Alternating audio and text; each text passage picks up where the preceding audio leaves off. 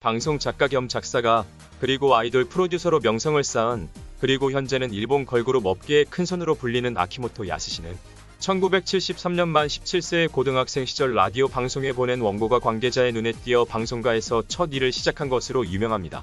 방송작가와 작사가로의 활동을 이어가던 그는 1985년 유우야케냥냥이라는 버라이어티 방송의 방송작가로서 참여하고, 이 방송에서 기획된 걸그룹 온양코 클럽의 히트곡들의 작사가로 참여하며 아이돌 프로듀서로서의 영역에도 발을 담그기 시작합니다. 이 방송에서 그는 종종 출연진으로 출연했기에 대중적인 인지도도 높아졌고, 덕분에 인기 예능을 기획한 방송작가이자 온양코 클럽의 음반 제작의 기획 및 작사가로서 참여했다는 아이돌 프로듀서 커리어.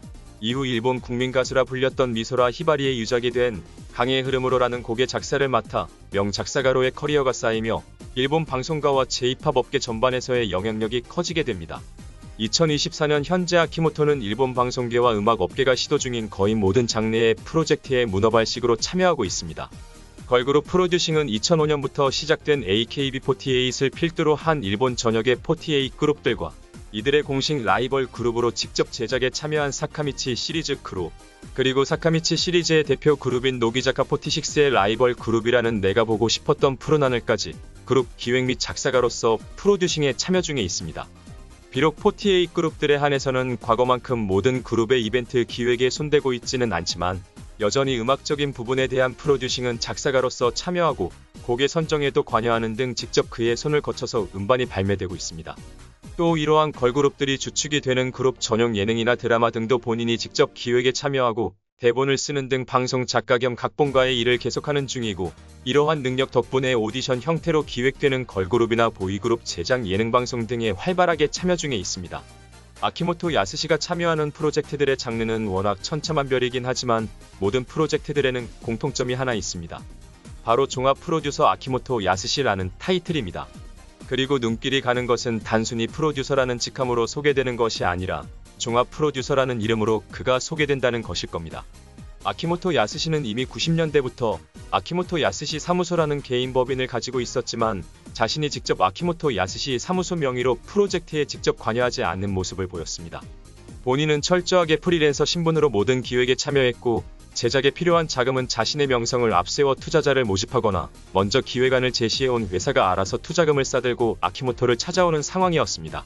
98년 출시된 일본 게임 회사 세가의 가정용 게임기 드림캐스트의 일본 프로모션을 총괄했을 때에는 세가에서 사회이사직을 맡기도 했지만, 이때도 어디까지나 드림캐스트 프로모션에 참여하기 위해 계약직 형태로 직함을 받은 것이었을 뿐이었습니다. 그리고 세가에서 사회이사로 몸담던 시절에는 하나로 1000억 원이 넘는 돈을 쓰면서 당시 세가 모기업 CSK의 실제 전무였던 유카와 전무를 앞세운 광고 마케팅으로 나름 화제를 일으키는 데에는 성공했으나, 한편으로는 걸그룹 체키코를 만들어 드림캐스트 게임기를 홍보하겠다는 기획을 하는 등 개인 욕심으로 점철된 기획을 하다가 크게 실패하여 3년여 만에 사회이사직에서 사임했었습니다. 여튼 이러한 형태로 커리어를 쌓아왔다 보니 아키모토 본인은 자신이 기획한 기획안이 실패해도 직접적으로 개인 자산을 까먹을 일이 없었으며, 이 탓에 90년대부터 2000년대 중반까지는 온갖 대형 기획들을 말아먹으면서 먹튀를 일삼았던 커리어로 논란이 된 적도 있었습니다. 그러나 AKB48이 큰 성공을 거두자 그는 돈이 되는 기획자로서 방송가와 음악 업계에서 각광받았고, 프리랜서 신분이었기에 온갖 기획에 문어발로 참여를 할 수가 있게 되었습니다. 또한 그 혼자서 그룹의 컨셉 기획부터 자신과 친분이 있는 일명 아키모토 사단쯤 되는 작곡가들이 곡을 쓰게 하고 자신이 가사를 붙이는 방식으로 곡 프로듀싱까지 진두지휘하고 아예 방송활동이나 광고 기획까지 아키모토 본인이 다 주도적으로 끌고 갈 수 있다 보니, 아키모토에게 맡기면 결과물에 대한 평가와는 별개로 일단 아키모토 본인이 모든 제작을 알아서 다 해줄 수 있는 프로듀서로서 존재감을 보이게 됐습니다. 그리고 이를 바탕으로 아키모토는 종합 프로듀서라는 직함을 갖게 됐습니다. 우리나라에서 비슷한 개념으로 자주 쓰이는 단어라면 크리에이티브 디렉터라는 표현이 있겠습니다. 원래 크리에이티브 디렉터란 광고 제작 시에 쓰이는 용어로서 광고 제작 시의 모든 스태프들의 의견을 종합해 최종적으로 이를 하나의 기획안으로 정리하여 끌고 가는 최고 책임자를 의미합니다. 최근에는 K-팝 업계에서 작곡가나 작사가가 아니더라도 그룹의 멤버 구성부터 그룹 컨셉 기획 등 그룹 프로듀싱을 총괄하는 프로듀서에게 붙이는 단어로서 쓰이고도 있는데, 아키모토 야스시에게 붙는 종합 프로듀서라는 직함과 어느 정도 대응되는 단어라고도 볼 수 있습니다. 극단적으로 말해 프로젝트에 필요한 돈만 들고 아키모토 야스시를 찾아가 기본 기획만 제시를 하고, 이 기획이 아키모토에게 구미가 당긴다고 하면 아키모토는 그 즉시 종합 프로듀서라는 타이틀을 달고 자신이 아이디어를 내고 그 아이디어 구현에 필요한 제작 활동을 총괄해서 진두지휘할 수 있습니다. 그래서 프로젝트 제작사 입장에서는 복잡하게 아이디어 구상부터 이를 현실화할 스태프들을 일일이 찾아가며 일을 할 필요가 없이 아키모토 야스시에게 맡기면 어쨌든 일사천리로 결과물이 도출된다는 점의 매력을 느낄 수밖에 없습니다.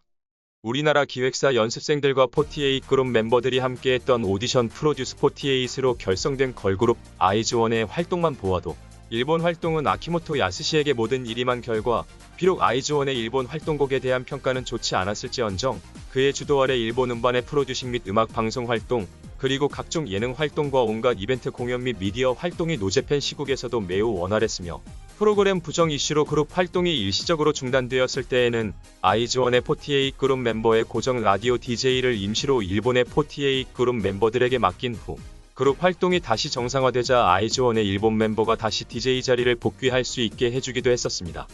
일본 엔터업계에서 아키모토 야스시에게 프로듀싱을 맡긴다는 것은 양날의 검임은 분명합니다.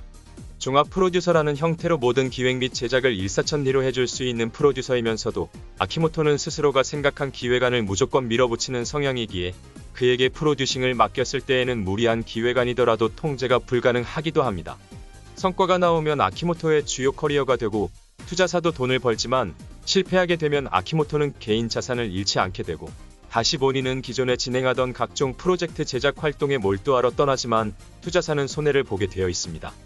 그럼에도 일본 엔터계에서 가지는 그의 명성과 영향력을 생각하면 그리고 프리랜서 형태로 활동을 하고 있기에 섭외가 용이하다는 점을 생각했을 때 종합 프로듀서로서 아키모토를 기용한다는 것은 구미가 당기는 일임은 틀림없습니다.